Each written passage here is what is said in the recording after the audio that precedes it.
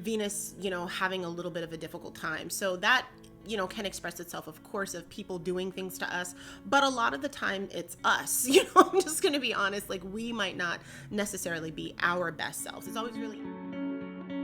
Aloha everybody, and welcome to the Wild Wahine. This is Kaylani, and this is your Astro Forecast for this week. It's kind of a bit of a mini week because earlier in the week here in Hawaii, we had a big rainstorm that caused lots of flooding and power outages and internet down, and I experienced all of that, and I'm here and dry and available to give this Astro Forecast, but earlier in the week, it was a little crazy. So I'm going to talk about a little bit of a recap of probably all of the things that you were feeling this week. And a lot of them are actually extending into the weekend and early next week. So we also have like a big transit that's coming up that's kind of sort of leading up to one of the largest transits of the year, which is Venus retrograde. We have another hit of that Saturn-Uranus that's happening on Christmas Day. Fun, not really, but we're going to get that first touch of Venus Pluto, and that's going to be on Friday. So we're going to talk about that as well. But we're first starting off with Mars. Mars is sextiling Pluto, squaring Jupiter, and we're going to be feeling that energy basically into the 15th. Just a little recap of Mars. Mars is one of our malefic planets. It's all about like taking action and like really getting your body into things. There's a certain level of athleticism that comes with that, but then there's also like fights that happen and inflammation and hot-headedness and just like acting or reacting just from the cuff without really thinking. Not a lot of reflective energy. Now, as we have that kind of sort of touching and activating, what's happening right now with Venus and Pluto, we can see why that's going to make it just activating it a little bit more.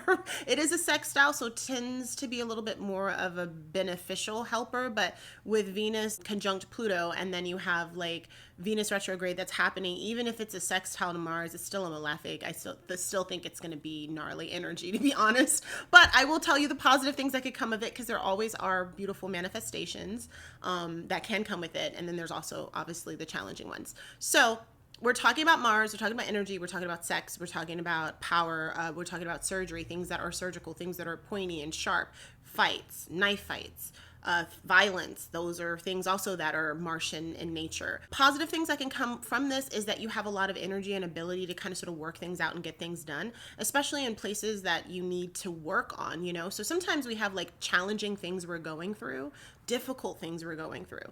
And like the thing that is going to change it, it's like you need a bigger energy to kind of sort of shift big things in your life. If you're going through something difficult, you actually need a lot of energy to kind of sort of transform that thing. And we see with Pluto, there's a lot of transformation. There's a lot of death and rebirth. Most of the time it's metaphorical. Sometimes it can be literal. We can see that the astrology a lot of times manifests in a very literal sense, but a lot of times it is metaphorical. But sometimes you just need big energy to transition big things, right? Like if you're pushing a heavy boulder, you need that energy, enormous amount of strength or ingenuity to be able to do that. It also can be like healing things, because you also see that with a lot of Pluto transits. Things that need to be healed, things that need to be transformed. It's a beautiful energy when you're really working to like shift something in your life, especially something that's been percolating under the scene for a long time. The thing with like Pluto transits and when we have planets aspecting Pluto, it's unlike how things are with Uranus, where it's like, whoa, that came out of nowhere. I didn't see that. How in the world? Like Plutonian things are things that have been percolating for a long time. They're things that you've been going through, issues that you've been going through for a while. So you're having, you're able to attack this and really like kind of give some energy to it. And you're hitting it head on, almost like a ram, which is very Martian because, Aries is ruled by Mars. And so you're kind of really like focusing in on it because it is Mars in Scorpio. It'll be a little bit more surgical. It'll be a little bit more specific how you do it. Think of it like that, how you're really going in precisely and attacking that one thing that needs to be done, and that thing can actually shift a lot of things for you. So that is very positive in that sense. It will have a feeling of though like a little no pain no gain kind of vibe, like we know when we're going through things it's sextiling or conjuncting Pluto, we're gonna feel things, the emotions are going to be high. transformations are often like that. You know, they're not necessarily the easiest things, even though they're something that we need. So we're definitely going to be feeling it with that. And so there is that sense of like when you're working out and it hurts, but then there's like the good hurt, and then there's like, oh shoot, I think I like pulled something hurt. So it can be both of those. You know, some of the more challenging things that can come from that, of course, because it is Mars and Pluto, there's a lot of times a very predatory nature to that. It can be a violent nature to that. People that are put in harm's way, since it is activating that Venus conjunct Pluto. Venus typically is representative with women and about women, and that would be like your mom and your sister and your nieces and your girlfriend and your friends, and you know, anything and everything that has to do with women or the female archetype. Mars typically is a male archetype, so men, you know, doing things to women and in ways that are not good, you know, especially when it comes to Pluto, which has a lot to do with like sensuality, sexuality, and all of those things. So just be careful, you know, as you're navigating things and you're going around. Plutonian things are oftentimes feelings that are under the surface, feelings that tend to be sometimes negative in nature that need to be transformed. So you could be dealing with a lot of jealousy or stalkers or other things like that. So just be aware of that. And pushing too hard to the point of exhaustion is something that can happen as well. You know, you want to push yourself, of course. You want to like, you know, push that boulder out of the way. You know, you got to get it out of the way. But you also don't want to exhaust yourself. So you throw out your back and then you're out for 3 months and then you can't do anything. So there's a certain amount of modulating that you need to do. And Mars is not always very good about that because it just goes, but because it's Mars Scorpio, you know, if you're going to be a little bit more specific, that might, you know, not turn out as bad. But also too, it's Mars, so what do we expect with this? so that's that. Power struggles because of Pluto, be careful of those. You exerting too much power, manipulating, and someone manipulating you and, you know, kind of twisting things around. There can be a lot of, when Pluto is in play, a lot of wool that's pulled over the eyes to later be uncovered. You know, that's a good thing that Pluto does have a tendency to uncover things. You tend to see things, see the inner workings of things and see how they need to be worked out. So that is a positive thing. Aggression, just always, because that's something, you know, that can happen. Typically, it's a little bit more direct with the aggression, so we're just going to be aware of that. And then also just dealing with the shadow behaviors within yourself, dealing with the shadow behaviors with people. Venus, you know, having a little bit of a difficult time. So that, you know, can express itself, of course, of people doing things to us, but a lot of the time it's us. You know, I'm just going to be honest, like we might not necessarily be our best selves. It's always really easy to kind of say, oh, this person did this to me, that person did that to me, but then to have to check in with yourself and say, oh, you know, like I had a little bit of a short temper, or I said something mean, or, you know, I said something that I didn't mean, even though it was, you know, it landed hurtful, or maybe I meant to say it and I just was angry, and I lashed can come up. So just a time to be really honest with yourself about how you are, how you communicate what you say. That's going to also be important. Our next transit is Venus conjunct Pluto in Capricorn. We're going to be like dealing with this. They're going to be within degrees of each other all the way until the end of January. So the exact hits are happening on the 11th. Then Venus is retrograde, so that will be happening on the 25th. And then when Venus is direct again, that will be happening on January 28th. So we're going to be dealing with Venus and Pluto in this very tight, intimate dance from, you know, tomorrow all the way until the end of January, which is going to bring up a lot of things that will be probably very shocking. But there also can be things that need to be transformed, or things that need to be brought to light. So with that being said, and also Venus is retrograde from the 19th into the 28th. So Venus will be retrograde for most of that time as well. So we're just going to have many times. This is 3 times that we're going to be hitting that particular point where they're exact. So it's 3 times for you to, you know, put in your journal, write about as you're going through things, you know, this month. It would be a great time if you don't have a journaling practice to start that, just so that you can, one, know how this retrograde is affecting you. So then when we have it again, because we have these retrogrades in Venus about once every 1.5 years, you'll be able to look back and say, oh, this is how it was manifesting itself when it was in Capricorn. And also just so that you can see, as we keep going back and forth, how are we revisiting these topics? And each time we revisit them, what have we learned and what is applicable? You know, we're kind of just using this energy because it is Plutonian, it is transformative in nature. It is there for you to use so that you can be a better person. And it also, again, is dealing with topics and issues that have been there for a long time. It is all of the stuff that we sweep under the rug, the things that we don't want to deal with. During Halloween, I gave a list of like my favorite horror movies and why and all of that kind of stuff. And I talked about a movie, The Babadook. You guys can check this out on my Instagram because I like had a whole blurb about it and talked about it. And a lot of it reminds me kind of sort of like that, very much has that quality of like Venus, Neptune, Pluto. Okay, so I don't want to give away spoilers. So it's essentially about a mom and this enormous amount of grief that she has, and how it manifests itself, and how it kind of sort of eats away at her, and what it does to her, and what it does to her relationship with her son. And in that sense, it has that very Venus Pluto kind of vibe to it. You have to uncover and get behind the dark things, the dark spaces, so that you can have healing. And if you keep hiding it and you don't talk about it and you sweep it under the rug, it will come out like tenfold. At the time you deal with it, it can be really a big, horrible thing to deal with, as opposed to if you just dealt with it when it was kind of small. It's not ever easy to deal with difficult things, but it's a lot easier to do it when it's smaller than when it gets out of control big, and then it just reveals itself. It bleeds all over everything. So because it's Venus, we know that it has to do with women. And again, that's all women. So that would be like women and women's issues and femininity, or anything that has to do with the female form or the female archetype. So that's daughters. That's your relationship with your mom. That's your relationship with your friends. That's your female coworkers. That's your female boss. It could be done to women and it could be done by women. So it's either one. It has to also do with love and relationships, because Venus is a lot about like how we connect with each other, and how we connect with each other through difficult things, because Venus is bridging things. It's not separating things like Mars likes to do, and also like Mercury likes to separate and think about. This is like, these two things are different, but what makes them similar? That's a very Venusian thing. And that's what Venus likes to do. It likes to bring together two different opinions. Like, how can we all come together and talk about something? Or, let's look at the bright side of the world and all of that. So that's going to take a hit, and that's hard. And so when we don't have like our cheerleaders for life, that can make life a little challenging. So our love and our relationships, of course, art and things that are beautiful, because Venus rules like artistic things, whether that be music or dance or theater or anything that brings beauty, things that taste good, things that look good, things that feel good, sensuality, sex, all of those types of things, things that are balanced, and also sometimes things that are hidden, because it is a nocturnal planet. So it does have to do with like secret desires of our heart, things that maybe we don't want to tell anyone, especially when Pluto is in charge, or especially when Pluto is in play. So Pluto is all about change, right? It has these Shiva type vibes of that kind of death and rebirth. We're coming back up like the phoenix from the fire, totally shedding our old skin with this new skin, and now we're ready to fully embody our new selves. So it has that kind of vibe to it. There's always going to be, with Pluto, especially Pluto and Capricorn, a certain level of power dynamics that are at play.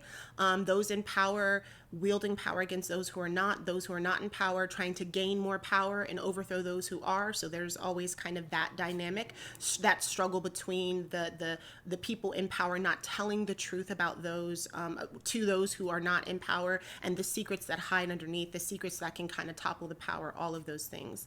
So that means that there's hidden agendas, there's subversive information or subversive materials that people are being told. There's lots of secrets that might be coming to light, whistleblowers, so to speak, people who admit to doing things. We're talking about emotions too that get hidden, emotions that we don't like to really talk a lot about, like jealousy, like obsession, like being possessive, infidelity, secret relationships that are plotting things, if it was for governments or whatever. So all of those things. It also can be a time though that has positive things, like for self-discovery. In order to heal, we have to look at the dark places, and so, when we're in shame of the dark places, we hide them. And sometimes it's the hiding of it that makes it worse. Sometimes it's the bad things that were done, obviously, but sometimes it's like an innocent thing, but there's just shame wrapped around it. And then there's all these horrible things that are done to hide it. That makes it worse. Other things that can happen is being attracted to danger, being attracted to danger, attracted to dangerous people, attracted because of the danger, because of the power, or because of the sensuality of it all. So it could be like in relationships, things that you wouldn't normally be attracted to. It's because Venus is retrograde. There would be people returning into your life, people who were hidden, you know, that you didn't know, like, you know, someone's, if you were adopted, like your birth mother suddenly coming on the scene and wanting to meet you, or a relationship, especially if it was like toxic that ended, that person coming back and calling you, or seeing you, or potentially stalking you and things like that. So just be aware that like some things that were buried, especially if they're Venusian in nature, which have to do with connection and family and relationships and things like that, coming back. Secrets in your relationship, things that were buried, things you don't talk about, something that somebody's hiding from someone else. Those are also things that can pop up. Power struggles, that's always something that potentially can be there. Where you have relationship, a lot of times there's a struggle for power in there, and how one goes about gaining power and what they do once they have it. So those are some of the things, you know, that are going to be happening, and I will go into a further detail. I have a second video that's coming up that's all about Venus retrograde, where we'll go much deeper into that and kind of talk about archetypes of that. Next up, we have Mercury squaring Neptune, sextiling Jupiter, and we're going to be feeling that energy until the 13th. So Mercury is our communication, how we're talking to each other, how we're communicating, how we're sharing goods back and forth, if we're buying and selling, our everyday tasks, daily things that we're doing in our life. Squaring Neptune. So Neptune, again, you know, is our planet where it's not a concrete space. It's a place where we can get lost. It's also a place where we can find ourselves and find our imagination, and a place where we can go to when it's difficult to deal with things in the real world, and we just need to take a respite and kind of like put on those rose-colored glasses, especially when things are kind of rocky. For some people, they just have to go back to that reset, that sweet place where everything is connected, where they're going back and plugging back into their spirituality to ground themselves. But sometimes if we are only in that far off place and we're not living in our everyday lives, we're escaping into that, and then we can live like a whole separate life, which is a delusional life where we're not really here and present for what's going on in the world. So we have to be careful about that. Now that's going to be sextiling Jupiter, which makes things a lot bigger, makes things definitely tapping more into the spiritual sense of things, but where we can have a lot of excess, and so it could be excess confusion because when Neptune is involved, a lot of times we're not sure what's going on, we don't have true answers. So there is this Neptunian vibe that's happening all during the time where our heart is in a retrograded place, you know, with Venus being retrograde and Pluto unearthing these things. We might not know how to process that. We might not know how to deal with that. However, there are some positive things that can come from that. So let's talk about that first. It is a really good time for creative flow. So if you're creating things, you know, whenever we have Neptune transits, it is a square to Neptune. So, you know, sometimes that squares bring out a little bit more of the negative side, but it can be good for, if you wanted to use that energy for something creative, it could be great for that. If you're doing a lot of big picture thinking, details get lost, you know, with these Mercury squaring Neptune, especially a sextiling, I mean, Jupiter, you know, sometimes the details right this week might be a little crazy. It might be hard to get the contract out, hard to email everybody, you know, your paperwork, paying the bills, picking up things, forgetting things, you know, all of those details might just feel like I just can't handle it right now. You know, I feel like all over the place. So don't, you know, beat up yourself if you're just kind of sort of buried in your paperwork and you don't know which way is up. That's pretty normal with a transit like this. Trying to get like details done are going to be a little challenging. So just understand that. And then people are probably not going to be as understanding or nice because of what's going on with Venus. But if you're using the energy for creative methods, for big picture thinking, meaning like, oh, I'm planning, you know, let me plan my 2022. What is that going to look like? Let me get a tarot card reading. Let me get, you know, a birth chart reading. Let me do a chart reading for my business. Like those types of spiritual things. If you're meditating, if you're taking a yoga class, want to do some type of spiritual practice, it would be good for that. That is the energy that you kind of sort of want to lean into with that. You just want to also be careful because it's a Neptune transit and it's a Mercury square, you know, social activities and things like that could lead to you, you know, going over your boundaries whenever you have like substance involved, you know, so just be on the lookout for that you're not overdoing it with that, partying a little bit past what your line is, if you have a line, if you're being careful about that. Things are not exactly as they seem, so just look into the details, look at the dotted line, make sure that you know what's going on before you say yes to something. Confusion on the negative end, like I said before, confusion, getting lost in the details, unrealistic expectations that can happen, just self-deception whenever something, whenever you have Mercury, and next up we have the sun squaring Neptune. It's very easy to kind of delude yourself. You can be deluding yourself in relationships, deluding yourself into healing that you think, and that's actually not the real issue. So you want to really tap in and really be honest with yourself, which can be a little challenging and a little hard. It's hard to know like what is the truth sometimes during these type of transits.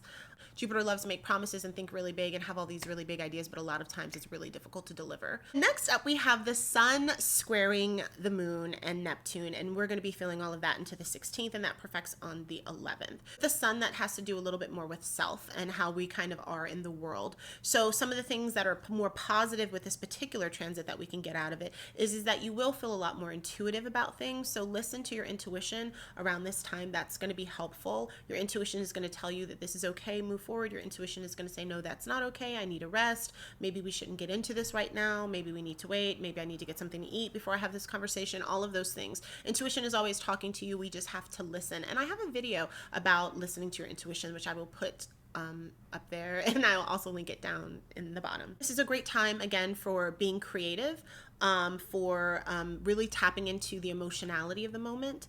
That it's also a good time for all spiritual things that you want to do. So if you have certain spiritual practices that you do, or if you have like a journaling practice, which I talked about earlier, could be really great. The energy is there for you to start that. However it is that you want to kind of manifest that. If you're talking with a friend and you're just kind of doing a spiritual accountability, or you want to do some sort of crafting, or whatever that thing looks like, you want to observe the full moon that's coming up in a different way, or all the times you've said you wanted to do it, now you're like, okay, I want to do that. It'll be a really good time for that. But again, it will be a difficult time to problem solve things, a difficult time to kind of sort of see the details of things might get lost. Whenever we have Neptune transits, a lot of times for a lot of people, they feel like their energy is kind of like, So as we're kind of, we have this energy that's coming in with Mars that gives us energy to kind of sort of conquer things, but then we also might feel like exhausted after that.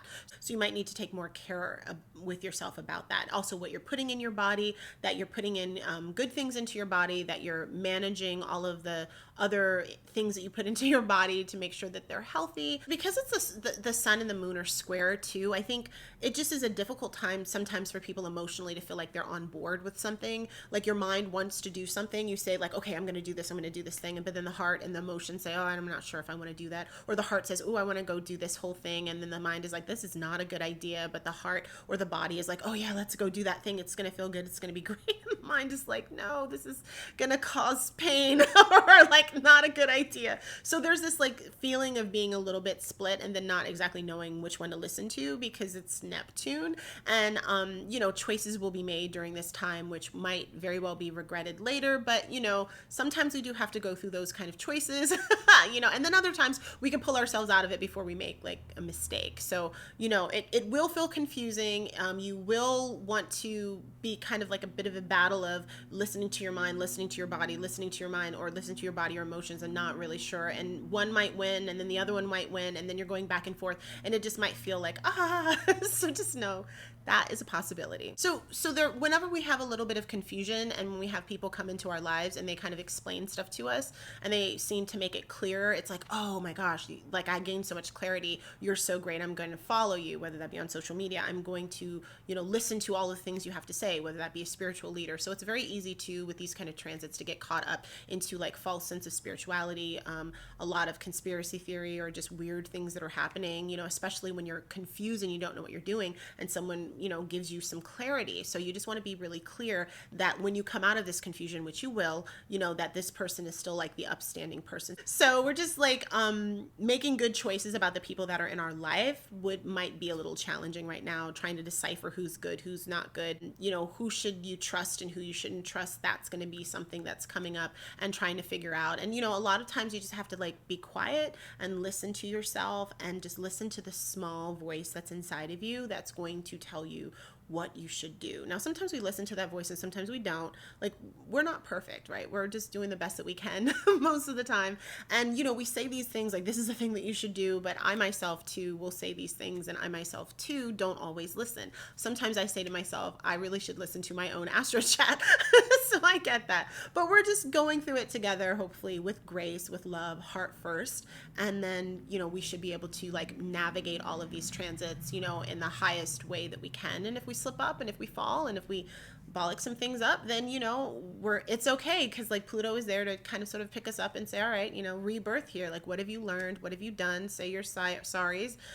Try not to do those things again, and pick up and keep moving forward. Because that's, you know, kind of sort of the important thing for us to do. So anyway, thank you so much for watching this Astro Forecast. I'm so glad that you tuned in. Again, sorry that it was a little bit late. I do have my Venus video coming up, so make sure you check that out, which is going to kind of sort of break down this things a lot more with Venus, Pluto, and Venus retrograde, and just this long Venus in Capricorn and what that is. All of us are going to be experiencing this transit somewhere in our chart, so definitely watch that video so you can see how that is going to be affecting you. Make sure you subscribe to this video if you found it to be helpful, and, you know, share it with somebody. Share the love, share the information, and make sure you follow me over on Instagram at _wild_wahine. I have a lot more daily content up there, and I post a lot of inspirational stuff and also some funny stuff and just other fun stuff.